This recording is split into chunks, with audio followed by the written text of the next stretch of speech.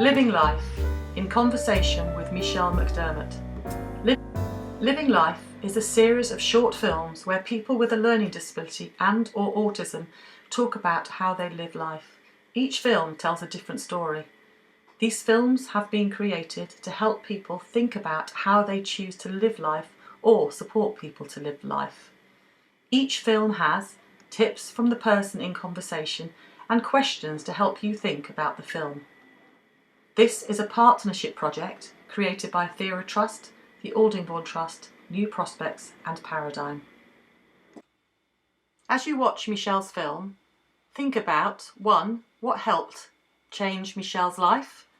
And 2. What does Michelle say about trying new things? Pause the film when you need to and discuss. Hi there, Michelle. Hello. Hello. Thanks for agreeing to talk to us on film about your life and all the amazing things you get up to. First of all, Michelle, I've got a picture behind me of 3 very dodgy looking folk. Who's in the picture behind me? Well, there's me in the middle. Oh, and then, yeah. And then you have Joe. And then behind you is David, my fiance. Oh, there he is. And he's sitting right behind you now, isn't he? Yes, there he is. No peace, eh, David? Fantastic. That's great. And where were you in this picture, Michelle? That was at the Wilderness Festival a few years ago now. So you were going, weren't you, to check out what it was like and how accessible it was and how welcoming and inviting, and it was pretty damn good, wasn't it? Yeah, it was good. We enjoyed it. I enjoyed it. So, Michelle, can you tell us what it is you love about your life? My family and my partner, my friends, places, things that I'm doing. Michelle, can you tell us a little bit about what you do in your life, how you spend your days? What do you do? I mean, I know there's a lot. Well, I do quite a lot. I usually do the gym. I do music. I do art. Now and again, I might do a grassroots once a month. I'm also on the board of Theora Trust. I do drumming. I used to be part of a choir. Wow. I play computer games with my partner some evenings. Great.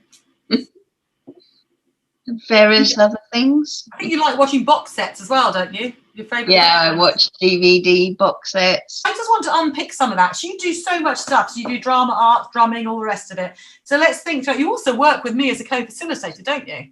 Yes, I do. You're employed to work with me as a co-trainer as well. So yes, let's forgot that bit. There's one aspect of your life. So you do art classes and drumming and things like that. And they're part of an organisation you're connected with, and they offer those as day opportunities, yeah? So you choose which groups you want to do with them, is that right? Yes. You don't have to go every day. You can just say, I want to do that one and that one. Is that right? I don't have to go, but they are in the package that I've got. Okay. And do you have a say in what's in your package? So when you say package, that means that's the support that you pay them to offer you that opportunity, yeah? I choose, so like, yeah. Like I want to do, what is it? The football. Yeah. Say, for example, and say like, oh, I'd like to join the football, and they might charge you to go to do the football. Then that would be part of the service. So then that would have to go onto the invoice. Okay. Price. So you have to pay a little bit towards the cost of that, but you choose. There are sometimes you want to be with a group of people who have some support needs, maybe some learning disabilities, and you come together because there are things you enjoy doing together. Yeah. Tell us what Grassroots is again, Michelle. Grassroots is to well, when we first, it was to talk about death and dying, on how we would feel when we lost somebody.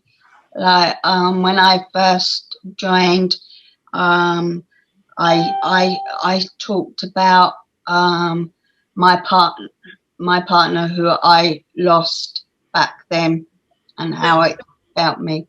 It was that, and it's all about the fact that you believe, and people you work with who are there in Grassroots, that it's important that we help people with learning disabilities talk about and understand death and dying, because it's part of all our lives, isn't it? So that's a volunteer thing. So you take your experiences, and you're part of a group, and you're part of that group to do it. And I know that you've done some talks, haven't you, at conferences? So as a volunteer, you go and talk at a conference about the importance of people being supported to talk about death and dying. Yeah. Yes. There's another bit of your life is the work you're paid to do. So you've got groups that you do that you pay a bit for, that you choose to go and do with people because there are things you're interested. You go and volunteer. You're part of the group, and you volunteer your skills to help that group grow and get stronger, and you talk at conferences and stuff. Then the paid bit of work, I suppose, is with me, isn't it, with Paradigm? So what do you do with Paradigm? What do you do with Paradigm? Paradigm, I work alongside yourself on giving train with the REACH standards to organisations to help them, to give them a bit more of an understanding on people with learning disabilities. So, Michelle, what's one of the messages you give the staff during a training session? Give the staff, make sure that the people with learning disabilities know their rights, to make sure they have their rights. You've got paid work, you've got being part of local community groups and volunteering, you've got choosing to go to some organised activities and you pay for that. And then Theatre Trust. Theatre Trust, you are the co-chair of a national organisation? Yes. So what's that like? Exciting. Really exciting. Especially to work with an organisation that care also for people with learning difficulties, but also again working alongside yourself in another role. And to summarise again, there are things that you choose to do with other people with learning difficulties, and you pay to go to sessions, and you like that, the music, the drumming stuff. You are part of a group to talk about your experience about life and death, and you share that by volunteering to speak up for that group sometimes. You are paid to work as a facilitator, and you are also the co-chair of an organisation. So am I right in thinking that you're also part of the community choir? It was one of the members that I know, it's his sister that approached me when I saw her, and she belonged to a local choir, and she asked if I would like to come along, because she knew that I did music and she knows that I liked singing. So she asked, and so I went along, and I really enjoyed it, and I met other people there. And then there was an art exhibition, and so I invited some of the members of the choir to come to our Christmas art exhibition, and they came along and they really enjoyed it. So it was like community coming in, and it was really nice. And that's just a wonderful example of, whilst some of your life you choose to be alongside people with learning disabilities in a service as such where an organisation offers, but then you took your talent also to join a local community choir, just like anybody can do. You just shows the full extent of your life. If I was chatting to you 10 years ago, would you be telling me the same story 10 years ago? Not all of it, no. No? No. 10 years ago, I was at home being slightly supported with a support worker. Your life was very different then. Were you going to any community groups or doing any creative sessions like you do now, or volunteering your time or working? I did a little bit. I started doing some easy health training, and that where I used to go to dentists to give them awareness training for people with learning disabilities. I used to go to doctors and that. Oh, is that where you started to develop your skills and things? Skills, yes. Okay. If I said to you 10 years ago, in 2020, you would be a paid co-facilitator with Paradigm, a co-chair of an organisation, helping to run grassroots, going to some sessions, living with a fiance in your own flat, in South London, would you have believed me? I think it might have happened, but I don't think it would have been that soon. Okay. I think it might have taken me a little bit longer, but I think I would doubt myself. So Michelle, your life's very different now than it was about 10 years ago. What is it that helped your life change, or who is it? Me saying yes when I've been asked. Would I like to do these opportunities and new things? Life was pretty tough at times and you didn't give up. Even if you were a bit nervous, you were brave, weren't you? Yeah.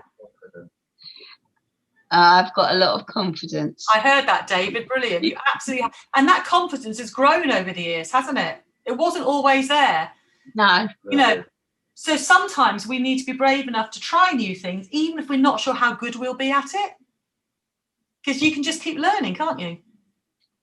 I'm learning that all the time. But I also think, as David says, it's having people around you who you can trust, who are going to push you and challenge you, yeah? Because I think sometimes if people are used to doing the same thing all the time, it's scary to say yes to something new. What tips would you give other people who might be wanting to do more and don't quite know how to make more happen?